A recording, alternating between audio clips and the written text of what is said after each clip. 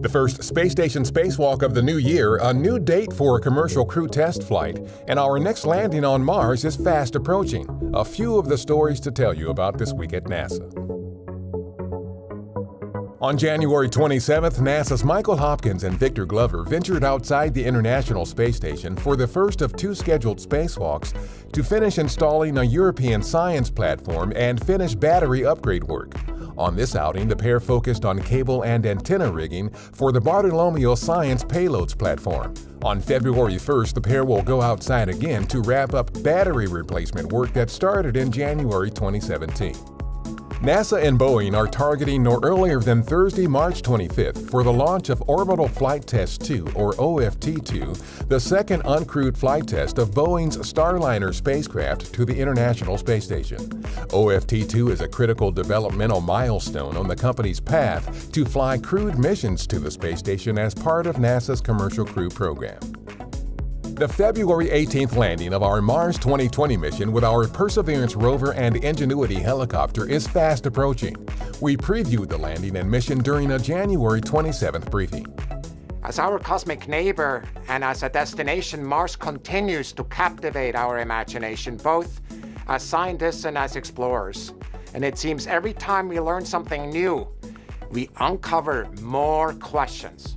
Perseverance will search for signs of past microbial life and be our first Mars rover to collect samples from another planet for future return to Earth, while Ingenuity will make history's first attempt at powered flight on another planet. To learn more, visit mars.nasa.gov/Mars2020. Our OSIRIS-REx spacecraft will bid farewell to asteroid Bennu on May 10th and begin the journey back to Earth. The spacecraft collected a substantial amount of material from Bennu's surface during last year's October 20th sample collection event, likely in excess of the mission's requirement of 2 ounces.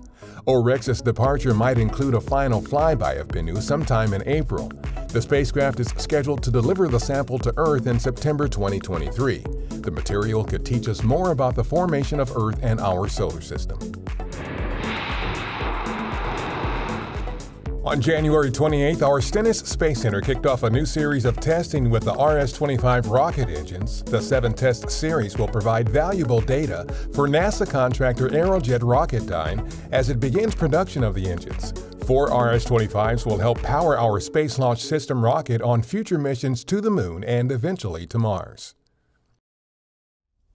On January 28th, a small group of officials from NASA headquarters attended the Day of Remembrance observance at Arlington National Cemetery in Virginia. The annual NASA event is one of several around the country in tribute to the fallen astronauts of Apollo 1, Space Shuttles Challenger and Columbia, and other members of the NASA family who lost their lives in support of the agency's mission of exploration and discovery. That's what's up this week at NASA.